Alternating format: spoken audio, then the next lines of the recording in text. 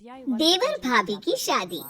रमाकांत और सावित्री जी के दो बेटे थे। बड़े बेटे का नाम था सुदीप और छोटे बेटे का नाम था अंशुल। सुदीप की शादी हो चुकी थी और उसकी पत्नी का नाम था अनन्या। अंशुल दूसरे शहर में रहकर एक बड़ी कंपनी में नौकरी करता था। कुछ दिनों के लिए अंशुल जब अपने घर आया हुआ था।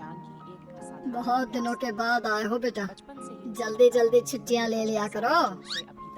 अरे पापा, अभी 6 महीने पहले ही तो भाई की शादी में आया था। उसके बाद तो कंपनी वालों ने छुट्टी ही नहीं दी। हाँ, बात तो तेरी सही है। मेरी शादी के बाद तो तू अब घर आया है। लेकिन भाई, आपकी शादी को भी तो सिर्फ 6 महीने ही हुए हैं। लगता है अब तुम्हारी भी शादी जल्दी करनी पड़ेगी। तुम भी तो सुदीप से सिर्फ 1 साल छोटे हो। जल्दी से तुम्हारे भी हाथ पीला कर देते हैं। अरे कैसी बात करती है मम्मी, अभी मुझे कुछ दिन नौकरी तो करने दो। देवर जी, आपकी भी शादी हो जाएगी तो मेरा मन लग जाएगा। देवरानी आ जाएगी घर में। अनन्या देवरानी आ भी जाएगी तो कौन सा यहाँ रहेगी, वो तो इसके साथ नौकरी पर जाएगी। हाँ मम्मी जी, वैसे बात तो आपकी बिल्कुल ठीक है। और फिर कुछ महीनों के बाद ऑफिस से लौटते वक्त सुदीप का एक्सीडेंट हो जाता है और उस एक्सीडेंट में उसकी मौत हो जाती है। ये क्या दुख होगा, पहाड़ टूट पड़ा। जवान बेटे की मौत हो गई। क्या करेंगे अब हम लोग। शादी को सिर्फ 8 महीने हुए हैं। उसकी पत्नी ने अभी तो अपना जीवन जीना शुरू भी नहीं किया। मम्मी जी, पापा जी, मेरा क्या होगा? मेरी तो जिंदगी खराब हो गई। मैंने कभी सोचा भी नहीं था सुदीप मुझे इतना जल्दी छोड़कर चले जाएंगे। अरे बहू, सोचा तो किसी ने भी नहीं था। हम तुम्हारा दुख समझते हैं बेटा, लेकिन भगवान की मर्जी के आगे हम कुछ नहीं कर सकते। कितना अच्छा बेटा था मेरा। मैंने किसी का क्या बिगाड़ा था जो वो मुझे ऐसे छोड़कर चला गया। जब आखिरी बार भाई से मिला था तो सोचा भी नहीं था कि ये मेरी उनसे आखिरी मुलाकात होगी। कितने खुश थे भैया, मेरी शादी की बातें कर रहे थे। पूरा परिवार कुछ दिन इसी तरह दुखी रहता है। वक्त बीतता जाता है। सावित्री और रमाकांत जी महसूस करते हैं कि अनन्या काफी अकेली और दुखी रहने लगी थी। सावित्री, हमारी बहू की अभी उम्र ही क्या है, सिर्फ 25 साल, और उसके चेहरे की उदासी देखो। उसे इस तरह देखकर मुझे बिल्कुल अच्छा नहीं लगता। आप ठीक कहते हैं। अनन्या बहुत रोती है और उसका अकेलापन मुझसे भी नहीं देखा जाता।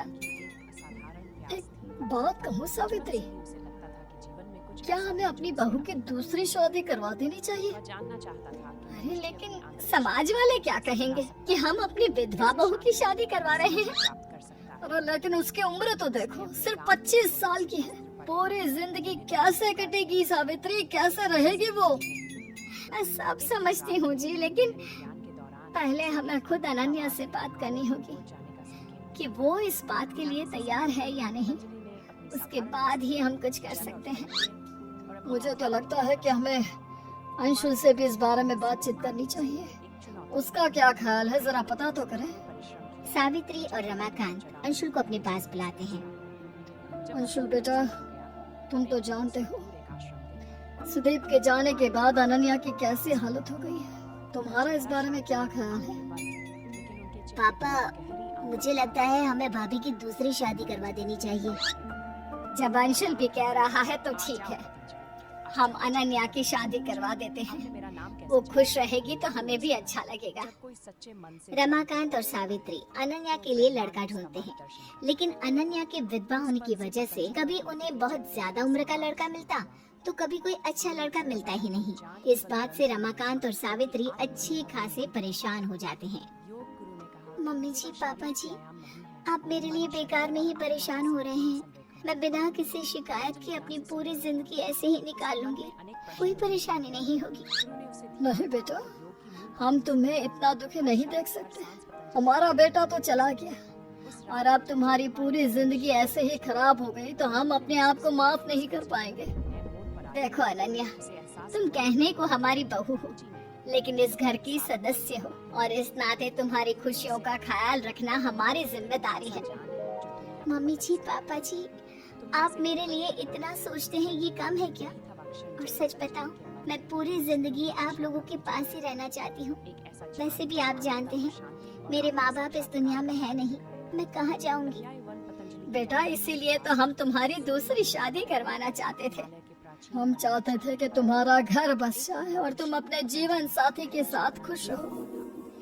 लेकिन आपने देखा ना पापा जी, कितनी कोशिश भी की मेरी शादी करवाने की। एक बार विधवा हो जाने के बाद कोई भी अच्छा लड़का एक लड़की को अपनाने के लिए तैयार नहीं होता। हम तुम्हारे लिए लड़का ढूंढने की कोशिश करते रहेंगे बेटा, कोई ना कोई मिल ही जाएगा। नहीं पापा जी, बहुत मुश्किल है, इतना आसान नहीं होता। आप हमारे समाज को जानते हैं, एक लड़की के विधवा हो जाने पर उससे दोबारा शादी करने को कोई तैयार नहीं होता। मैं जानती हूँ लोग मेरे बारे में क्या बात करते हैं। रिश्तेदार, अड़ोस पड़ोस के लोगों को बात करते हुए सुना है मैंने। सब कहते हैं कि 1 साल के अंदर ही मैं अपने पति को खा गई। मेरे आते ही आपकी बेटी और मेरे पति की मौत हो गई। नहीं नहीं भाभी, ऐसा नहीं कहते। भैया की मौत में आपका कोई हाथ नहीं, ये तो सब भगवान की मर्जी है। अरे वो पति थे आपके, भला आप उनके साथ कुछ भी गलत कैसे कर सकती हैं? अंशुल ठीक कह रहा है बेटा, हमने अपना बेटा खोया है, हमें कितनी तकलीफ है हम किसी को बता नहीं सकते, लेकिन उसकी मौत के लिए तुम्हें भी जिम्मेदार नहीं ठहरा सकते। मम्मी जी, आप नहीं कहते ये मैं जानती हूँ, लेकिन सारी दुनिया तो यही कहती है। ऐसे में कौन करेगा मुझसे शादी? कोई नहीं करेगा मम्मी जी, सारी दुनिया मुझे मनहूस समझती है। मैं करूँगा आपसे शादी, मैं आपको हमेशा इसी घर में रखूंगा। आप इस घर में रहना चाहती है ना, मम्मी पापा के साथ, हमारे साथ? ठीक है, मैं आपसे शादी करूंगा भाभी। अरे ये तुम क्या कह रहे हो अंशुल? तुम अपने बड़े भाई की विधवा के साथ शादी करोगे? बेटा, तुमने ये फैसला सोच समझ कर तो लिया है ना? अरे कैसी बात कर रहे हैं आप? अपने बेटे को रोकने की बजाय उससे पूछ रहे हैं कि फैसला सोच समझ कर लिया है। लेकिन मम्मी, आपको इस बात से क्या एतराज है? देवर जी, मेरी वजह से आप अपनी जिंदगी खराब करने की कोशिश मत कीजिए। मैं जानता हूँ आप मेरी भाभी हैं और एक पत्नी का रिश्ता मेरे साथ शुरू करने में आपको बहुत मुश्किल होगी, लेकिन फिर भी मैं इसके लिए तैयार हूँ। तुम्हारा दिमाग खराब हो गया है क्या? तुम्हारे बड़े भाई की मौत हो गई है और ये उसकी पत्नी है। उसके साथ शादी करके तुम चाहते हो कि घर में फिर से कुछ गलत हो जाए? देखा मम्मी, सारी दुनिया गलत तो नहीं कहती। जब हमारी खुद की सोच ही ऐसी है तो हम दूसरों को क्या समझाएंगे? सावित्री, अंशुल ठीक ही तो कह रहा है, हमें अनन्या जैसी बहू कहाँ मिलेगी? वो हमें समझती है, हम उसे समझते हैं, हमेशा हमारे साथ रहेगी अंशुल की पत्नी बनकर। मम्मी जी, आप परेशान मत हो, मैं ऐसा कोई काम नहीं करूंगी जिसकी वजह से आपको दुख हो। नहीं नहीं बेटा, मुझे माफ कर दो, मैंने ही कुछ गलत बोल दिया। अंशुल ठीक कह रहा है, तुम हमारे घर में बहू बनकर आई थी और अब हमेशा के लिए बहू बनकर ही रहोगी। इससे अच्छी बात और क्या हो सकती है? देखिए भाभी, आपको जितना वक्त चाहिए आप ले लीजिए। हमारा रिश्ता थोड़ा अलग है, लेकिन धीरे धीरे सब कुछ ठीक हो जाएगा। रमाकांत और सावित्री जी अंशुल और अनन्या की शादी करवा देते हैं और इस तरह से एक देवर अपनी भाभी से शादी करके कम उम्र में विधवा हुई अपनी भाभी की जिंदगी को फिर से खुशियों से भर देता है। कठोर परिश्रम किया, ऊंचे पर्वतों पर चढ़ा, घने जंगलों से गुजरा।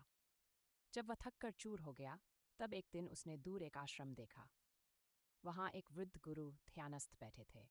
उनका चेहरा शांत था, आंखें बंद, लेकिन उनके चेहरे पर एक गहरी आंतरिक शांति झलक रही थी।